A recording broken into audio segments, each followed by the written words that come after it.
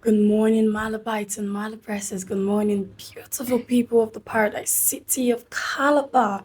Dear listeners, both near and far, welcome to another exciting edition of UNICAL Radio on UNICAL Radio International 103.5 FM. It is yet another interesting session, another interview. For the UNICAL at 50 anniversary, a tribute to brilliant minds who have shaped the story of our great institution over the past 5 decades. Today, we are especially honored to have with us a renowned, groundbreaking scholar, an educator, and an environmental consultant. His impact has extended well beyond just the academia.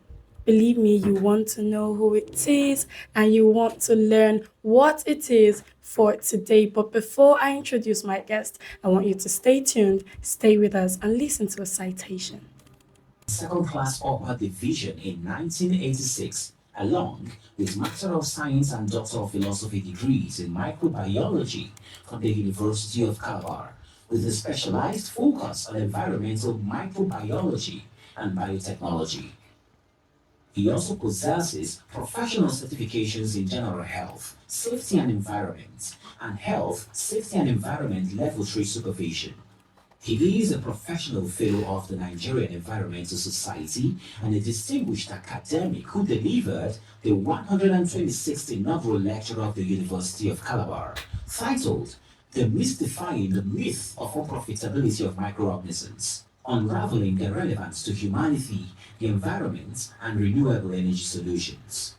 Professor Asikong has held numerous leadership roles within and beyond the university system. He currently serves as Director of the Directorate of Science, Engineering, and Technology Projects at UNICAL.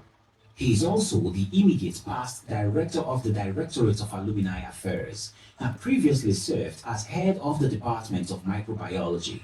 His portfolio includes roles such as Special Advisor on Environmental Impact Assessments to the Governor of Cross River State, part-time, Examinations Officer, Academic Advisor, Pre-Degree Biology Coordinator, and active membership in numerous Senate and ad hoc committees. A prolific mentor, Professor Asikong has supervised over 200 undergraduate and postgraduate projects, including postgraduate diplomas, Master of Science and Doctor of Philosophy theses. His scholarly output includes widely cited articles in both local and international journals, as well as multiple academic books such as Introduction to Environmental Microbiology, Pollution and Waste Management, Environmental Microbiology, Impact Assessments, Health, Safety and Environment. He has served as an external examiner for undergraduate project defenses and external assessor for professional appointments across Nigerian universities. He has also participated in Nigerian University Commission accreditation panels for the assessment of microbiology programs. Professor Asikong is a former chairman of the Nigerian Environmental Society Cross River State chapter, during which he successfully hosted the annual general meeting and conference. He also serves as Deputy Editor-in-Chief of the Journal of Nigerian Environmental Society. His professional affiliations include the Nigerian Society for Microbiology, the American Society for Microbiology, and several other environmental and scientific associations.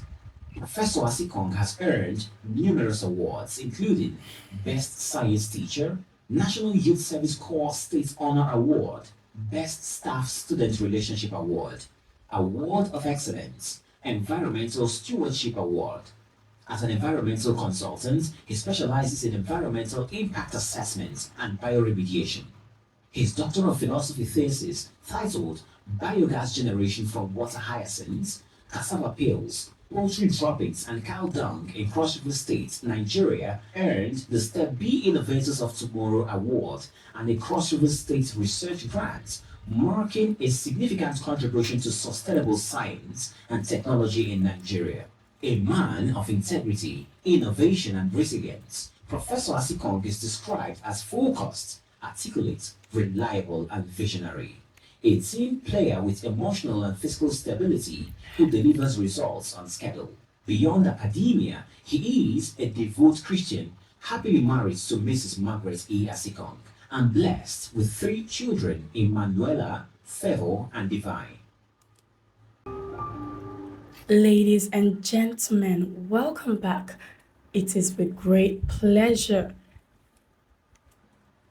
that I introduce to you my profound guest. Welcome with me, Professor Ernest-Bassey Etta Asikong, Director of the Directorate of Science, Engineering and Technology Project, SETP, at UNICAL. Professor Asikong, you're very welcome, sir. Thank you very much for having me as your special guest this morning. Wow. God bless you. Amen. Thank you so much, sir, for making time out of your busy schedule to be here with us. I hope you have your notepads. I hope you're ready to learn, to pick up from the ways of the patriarchs, those that have come before us, those that have created a limelight for us to follow.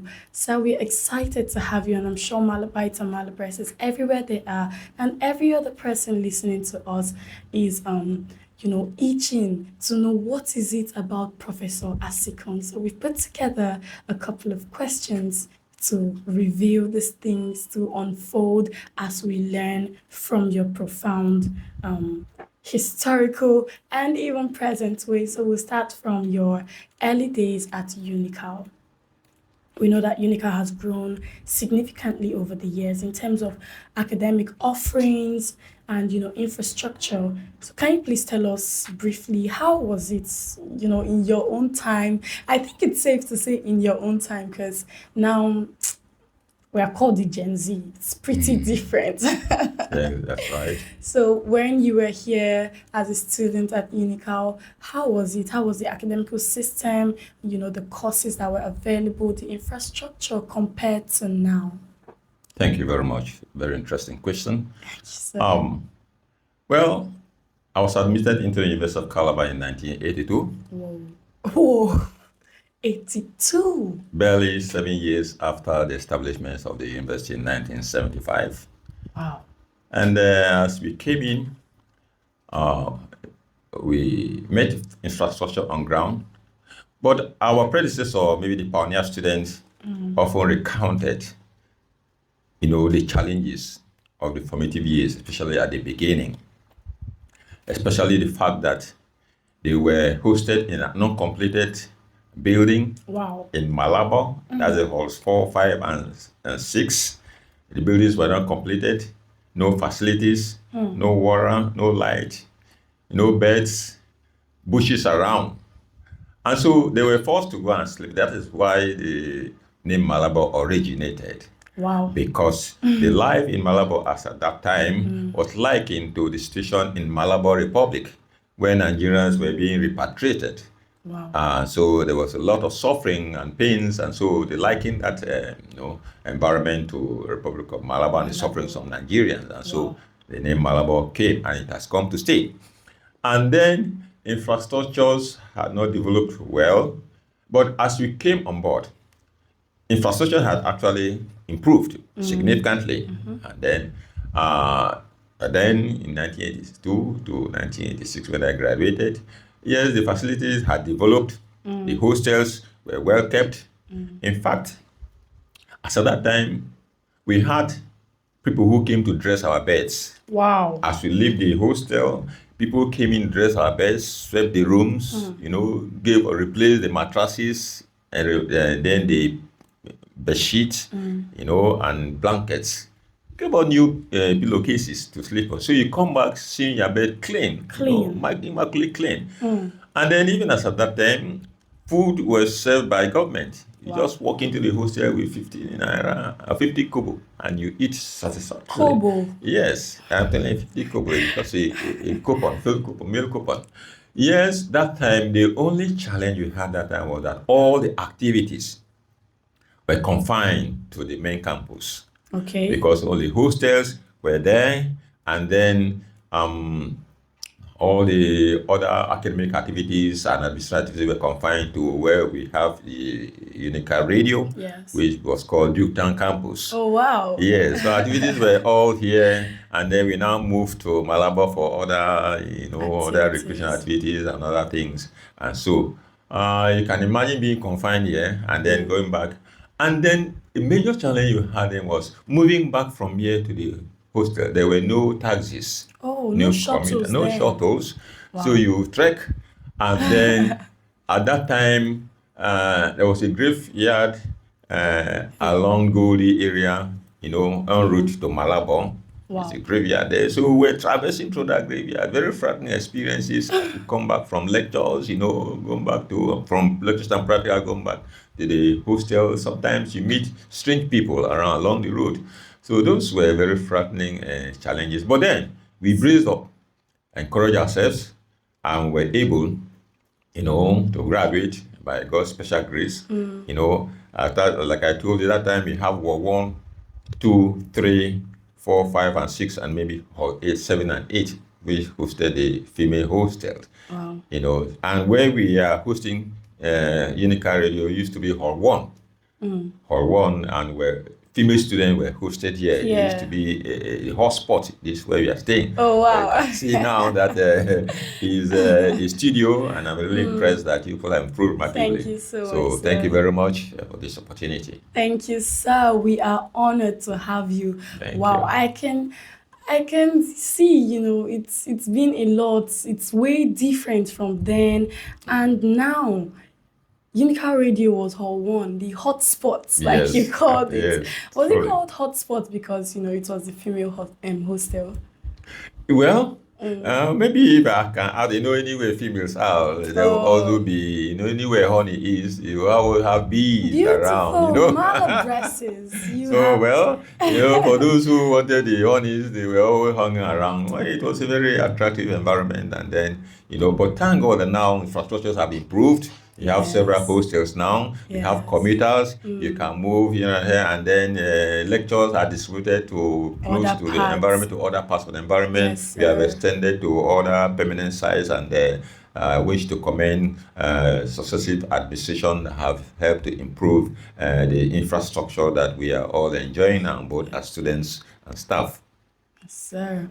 Okay, thank you very much, sir. Thank you. Now we're going to, shift a little bit to your own personal journey.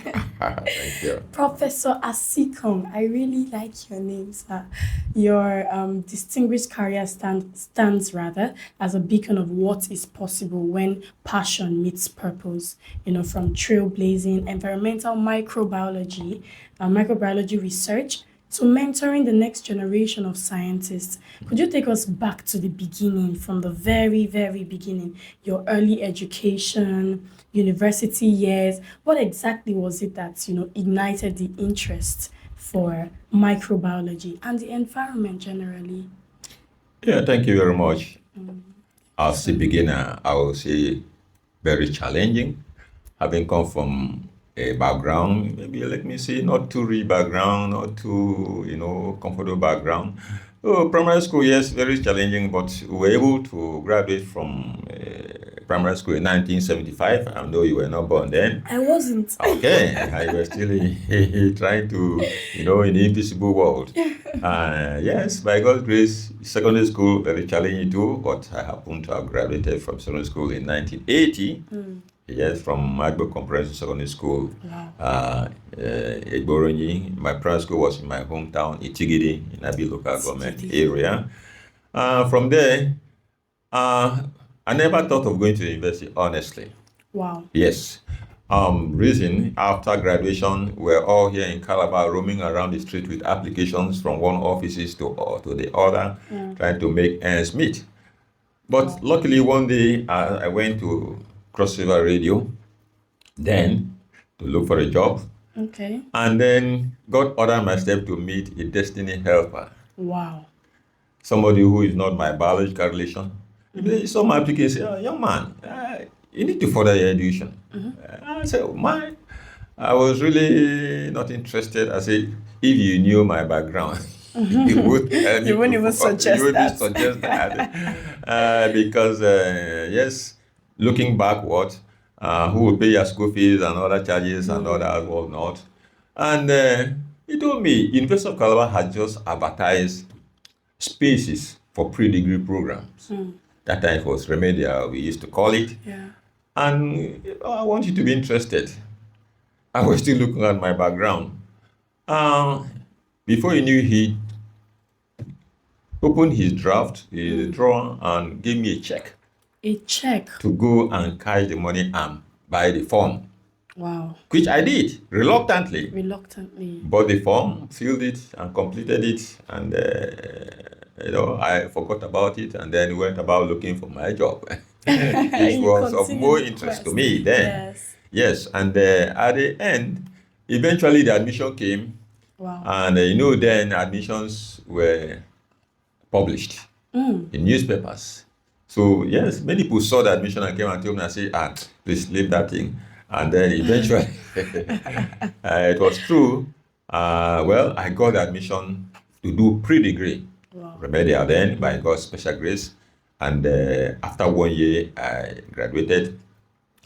And then because of my score, I was placed in microbiology because that time, because of the score point at that time, Your head had to be determines hot. where You replaced. profession they will place you. Okay. So eventually, microbiology was a well sought for program. So I was placed in microbiology, and I found it very interesting. One, because in my secondary days, I was very good in biology, Okay. in the sciences. And so I didn't find it difficult to fit into microbiology, and I started it, and because of interest too of probably buying into medicine, medical area, microbiology is quite close to medicine. Medicine is quite it's applied microbiology. Yes. So most medical profession in some areas are applied microbiology. So I became interested, and it has paid off my interest in it. And that is where I decided to specialize in it, especially with special bias in environmental microbiology and Yes. biotechnology, which is my area of research focus now, which also informed my research into biogas. Biogas. Biogas using organic waste. You can just channel all the waste in the environment and put it into what we call an anaerobic digester and inoculate some methylogenic microorganisms.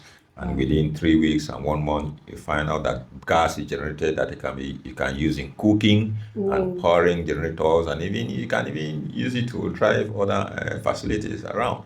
So that's my area of research interest. Any waste, anyway. Any waste. Any waste, any waste, Any waste. any waste. So that has been my area of focus. So and it has paid off, and I'm happy for it. Wow. By God's special grace. Prof, I must say that is remarkable. Thank you. That is remarkable. Oh my God. Any waste at all transformed into gas. Yes. I am impressed. I want to know how to do this, but I think I'll meet you in camera. Yeah. Yes. Prof, you've served in rare combinations, rare combination of roles. You've served as head of department, director of alumni affairs, director of SETP, many others. Can you please share with us what core principles guide your leadership across these diverse responsibilities? Yeah, thank you very much. That's a very critical question. I have, in my own life, I don't lobby or hustle for appointments, you understand, in life. Yes, but sir. God has always made it available. And so in my own corner where I must commend Professor Susanna Akbawi, the past Vice Chancellor, who saw me and recommended me for appointment as the director of alumni. And the guiding principle, and also thank the present Vice Chancellor, Professor Flora Bankubi, for retaining me there during my tenure, Yes, and also moving me to director of SETP. What I must say is that the guiding principle in my life is that anywhere I found myself, I always wanted to leave legacies that could stand the test of time. Yes. So that as you live, you can always look back and say, these are the legacies are left behind. People will always point out one of two things that you're left behind, and then working with people you meet cordially, and also delivering targets as at when due. And also, you must have a strategic master plan anywhere you find yourself, so that, you have plans on what you intend to do, itemize them, and be able to probably key into them, one-on-one. And at the end of the day, when you are evaluating your exit, you could now say, yes, I was able to achieve this, I was not able to achieve this, and you evaluate these challenges why you couldn't achieve, then you improve on that. Wow. And that is what I guided anywhere I am as director. Even as a head of department, I met a department that lost accreditation. Wow. Yes, by NUC. So it was an NODC department, but God gave me the appointment in 2012, and by God's grace, I was able to rally around facilities, equipment, laboratory materials, and then infrastructure. Yes, sir. And the university, the NUC came for accreditation, and eventually we recovered the department. And then we commenced program. So we were given accreditation, no interim, but eventually we got full accreditation. Under your tenure? Under my tenure, we got interim accreditation, but because of the facility I put in place, a subsequent HUD didn't find it difficult to add up to what I had. And then we were able to gain full accreditation subsequently. And then that has been it. And then even as in Set P, yes, I want to live where I am now anytime so I want to leave legacies there that can be pointed out when I leave by God's special grace. So we are still working, and that is still work in progress. And we believe that God will help us. So those are some of my guiding principles in life, anywhere I am. As an environmentalist, yes, we want the environment to be clean. So I've engaged myself in consultancy services in environmental impact assessment. Impact assessment is actually helping to evaluate the impact of any industry or projects in any environment in order to identify those impacts, both negative and positive ones. See how you can mitigate the negative impacts and then enhance the positive ones so that our generation can benefit from those projects and also live a sustainable environment for future generation to also enjoy it. So that is what we do in life, and then at least by God's grace, God has been faithful. Wow. I told you guys I came here not just for you, but also for me. I am picking up a lot. Whatever you do, it is key to make sure you're, making a legacy, leaving a legacy. How do you do that? Make sure whatever you're venturing into is measurable. Prof has just taught us that, he took steps that he made sure he could measure, he could evaluate, to make sure that he could tell what is working, what is not working, and how to improve on, the weaknesses and make them stronger, and then focus on the strengths to make it work. So this is profound. Thank you very much for sharing. Now move quickly to, the next question we have here. Over the years, you've been closely involved with UNICAL. How have you seen the university evolve over the years? How has it evolved, particularly in terms of academic programs, the research, the impact? How exactly would you say it has evolved? Oh, that's very interesting.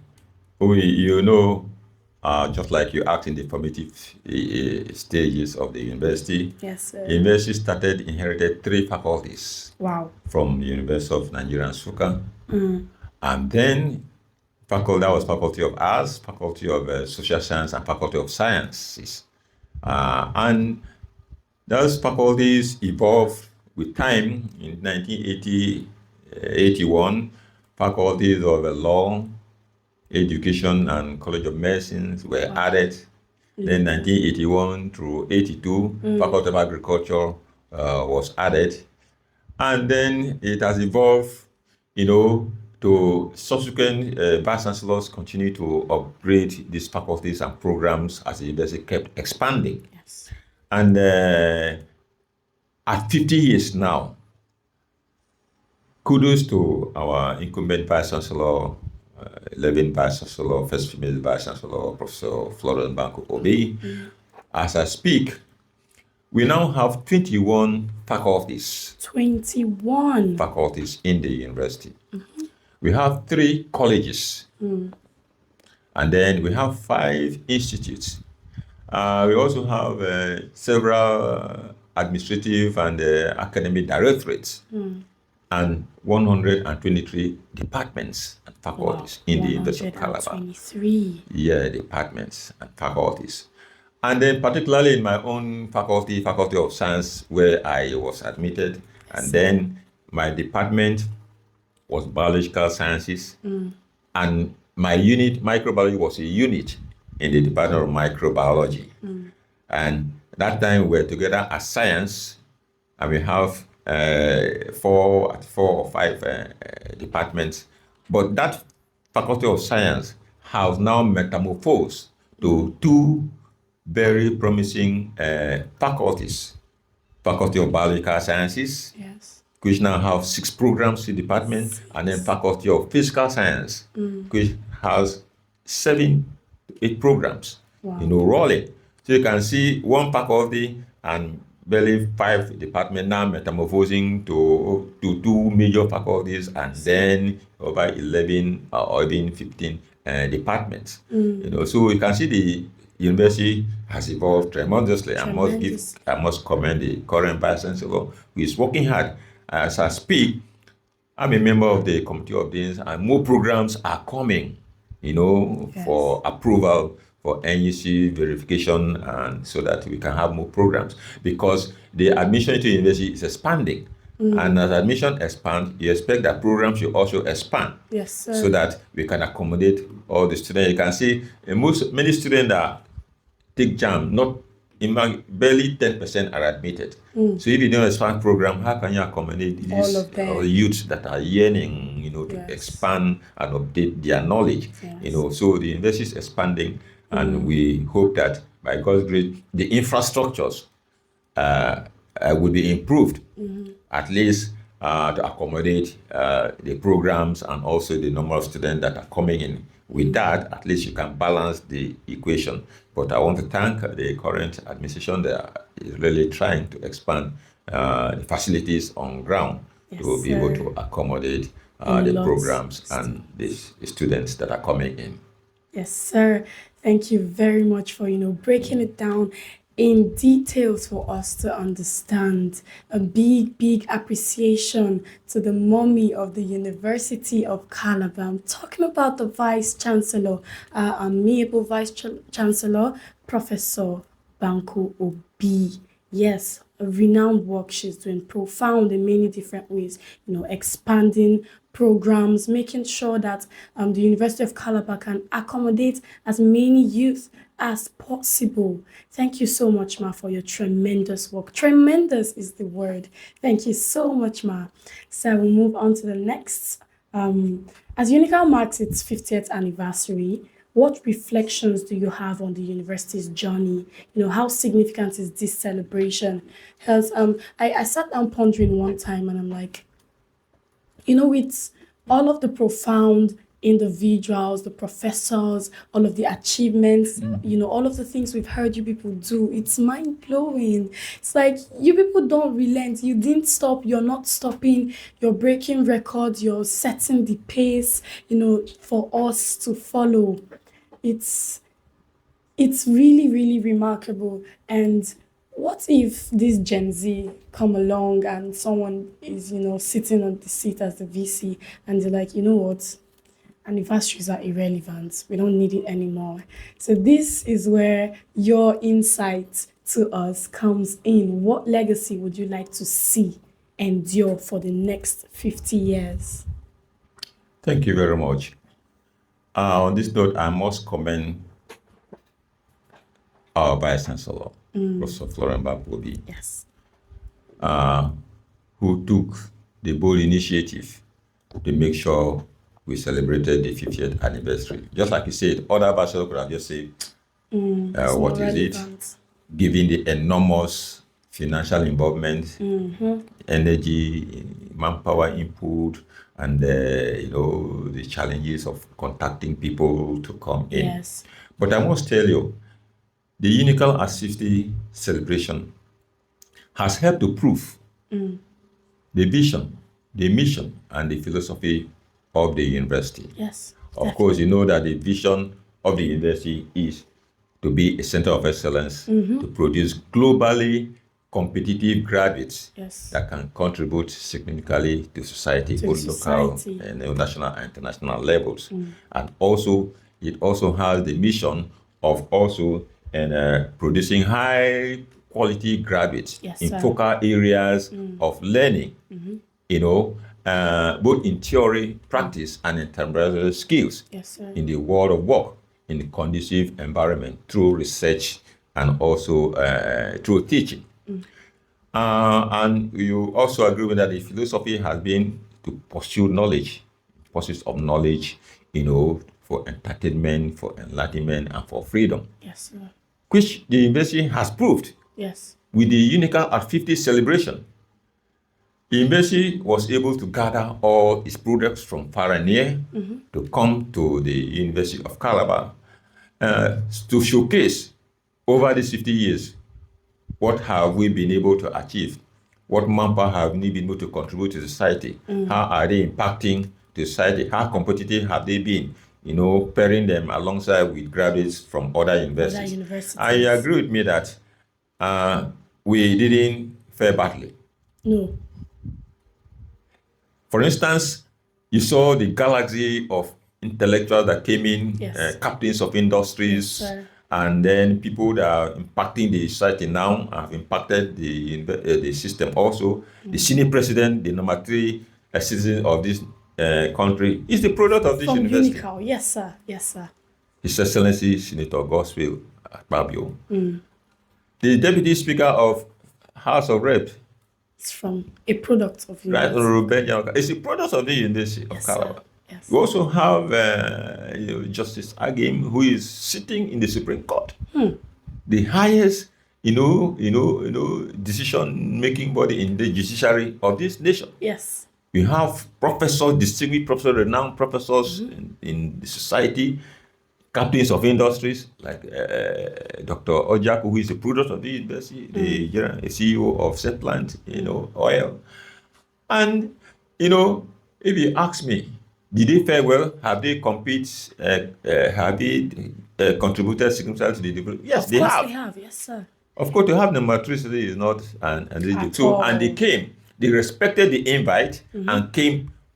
And if you were at CICC, you saw a galaxy of people who graduated. Yes, sir. Some are honored as ambassadors of this university, some were face of UNICAL, and they all came and responded, and they were given a award for this recognition. And what is that relevant to students now?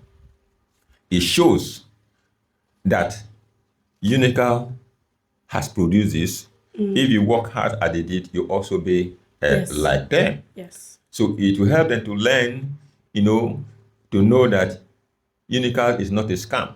At all. Just like the Gen Z who say school is a scam. No. If those people didn't graduate, learn, have knowledge, gain knowledge in the university, they won't be where they are. Yes. If you tell me. Yes, sir. So school is not a scam. No, University it's of not. Calabar is not a scam. So I want to encourage as many who are students here to work hard, to be able to be like the people that came around. Yes. They might even be better than us.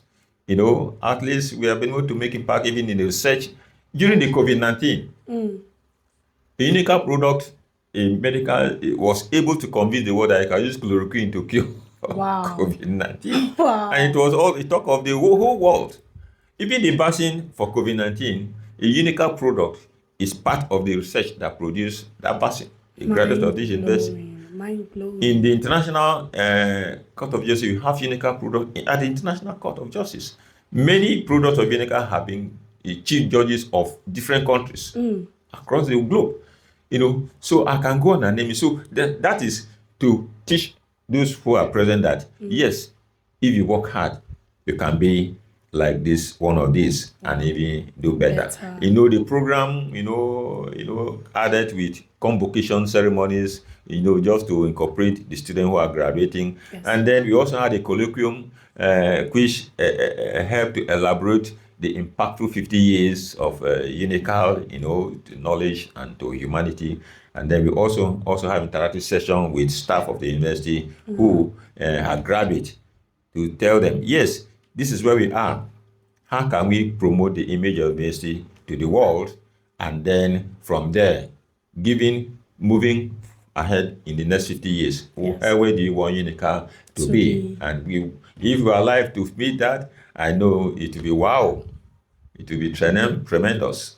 Yes. If what we have now it is, and then I know by that time, for those of you who are alive that time, yes. I know you will celebrate it in grand style by the special grace of God. There you have it. You must work hard to be like and even better than those who have come before you. We can see all of their many achievements. It's clear, it's written, it's written in stone, clear enough for us to see. We cannot relent. And to the Gen Z, school is not a scam. School is the legit thing. And UNICAL is the legit place. Prof, with the rapid evolution of global education and research trends, how exactly can UNICAL continue to position itself to meet the challenges, of the 21st century?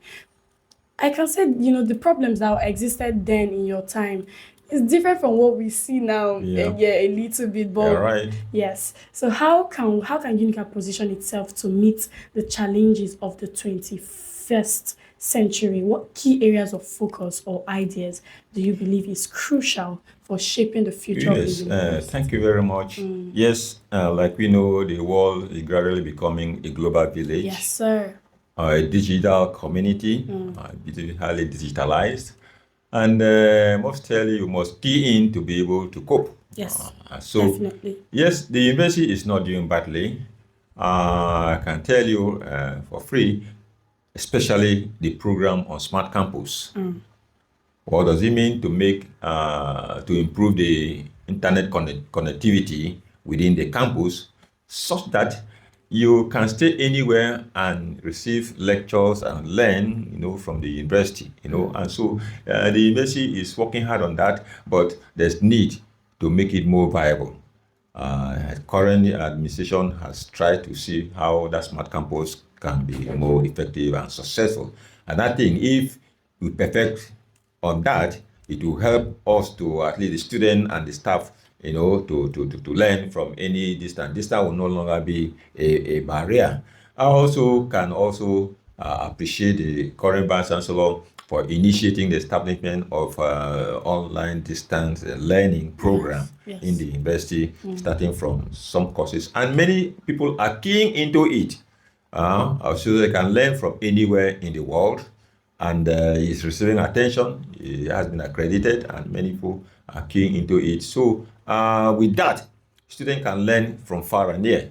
This current management has also initiated a program where it has been approved that lecturers can deliver their lectures online, 40% online, and then physical, it can be 60% as the case may be, so that students can learn from wherever they are. Even the physical that we are carrying out, students are not even coming to lectures. You can have a class of 250 or 300 students, and maybe in a class you have 20, 10, 30 students. But during exam period, you have the hall. Prof, you're exposing us on overpopulated with students. Even the physical one, you have a student don't come to. So, but we want to encourage the online thing. But then in the sciences, there must be practical based. You need to improve the practical based content of the sciences, because you have to learn. Science, you need empirical data, so you must generate that with experiments, physical experiment in the laboratory. So you can improve the facilities in the laboratory, cutting edge facilities, and then train people to man those facilities. Because we have the challenge of university procuring facilities with debt fund money and public money, and no person, and there's nobody to man it, to use it and train students. And so the facility will be there and rot away, and nobody uses it. So less waste of resources. So yes, improve infrastructure, but we need to improve the capacity of those who use it, and also teach the students on how to use it. So I know the current Vice Chancellor is doing very well to update that, and Yes, sir. I know that by God's grace, there'll be significant improvement. Wow, a lot has been said, a lot has been learned. Thank you. Thank you so much, sir. Now, we'd like you to share, your advice to students. Now, someone who has experienced a lot of growth Yes. and development in UNICAL. How can the great Malabites and Malabresses, how can they Action. make best of their time in UNICAL? What is your advice for us? Yes, very important question. Yes, students need to plan, because if you fail to plan, then you plan to Plan fail, to fail. isn't it? So as you come into the university, your primary focus is to gain a certificate. Yes, sir. So you need to devote your time, critical moment of your time, towards learning, Yes. attending lectures, practicals, doing assignments, and also preparing for your examinations. Yes, sir. And other things. And then you can also devote other time for extracurricular activities. Activities. Yes, because as you pass through the university, you must also allow the university to Pass pass through through you. you, Yes. both in learning and character, so that you could be qualified for the certificate of the University of Calabar. So as you do that, I encourage them to work hard. The times are hard, especially because the circumstances we find ourselves. Sometimes we spend a lot of time doing registration Yes. in the bank, and also other things, registration of courses and other things. Yes, it's an evolving system, which will need some time to perfect. I plead to students to continue to manage with this. Very soon, all things will be perfected so that it will work seamlessly. Right now, you can pay your school fees from anywhere. Yes, sir. Yes. Yes, you can. So, but you see some students going to crowd in the bank. So I want students to try and cope with that position, with the new policies, so that with time they can fit in and be able to graduate successfully in learning and career to achieve the certificates of the university. And beyond that, you cannot give what you don't have. You need to work hard to need to acquire work knowledge. To acquire the knowledge. And certificate, I must advise that, as you gain your certificate, also get a skill. Skill acquisition is very important. Just like you're a student, acquisition. Yes, sir. you are a journalist now. Yes, What you're sir. doing now is a skill, isn't it? Yes, Which you sir. have acquired, and it's helping you. Yes, sir. Who knows, by the time you graduate, it's not even what you graduated that you gain employment. Maybe BBC or CNN or one of these big, media outfit there will just engage you. Yes, sir. CNN. And so acquire skills. Things like phone repairs, computer repairs, and a few others, television repairs, CCTV installation, refrigeration repairs, and all. In fact, that's some of the things that we do in ZP. Training students to acquire those skills, scientific skills, innovative skills, so that they can advise them to have both the certificate and certificate. Certificate. Yes, sir. Certificate is paper, it will lay a background for you. And then when you get certificate, the certificate is in you. Anytime you wake up, you can use that certificate to better your life. While waiting for the white collar job that can come from the certificate. Yes, sir. So I wish to encourage you to acquire skills, extracurricular skills, very, very important, and allow the university to pass through you as you pass through the university. Wow. Clearly, you've heard it and you have seen from all of the illustrations that Prof has shared with us. His message to you is acquire a skill or two. While, working hard to get your certificates, make sure you are working hard for your certificate. Did I get it right, sir? Yes, certificate. Certificate. Yes, sir. Thank you so much for making it here and sharing a lot of insights with us. That was an enlightening conversation that we've had today. Today's discussion has taken us through the incredible journey of a trailblazer, Professor Ernest-Bassey Etta Asikong. Thank you so much, Prof, for joining us and for generously sharing, your story. The journey continues to light the path for the future generation. And as we celebrate UNICAL at 50, your life's work reminds us not only of where we've come from, but also the bright future that lies ahead.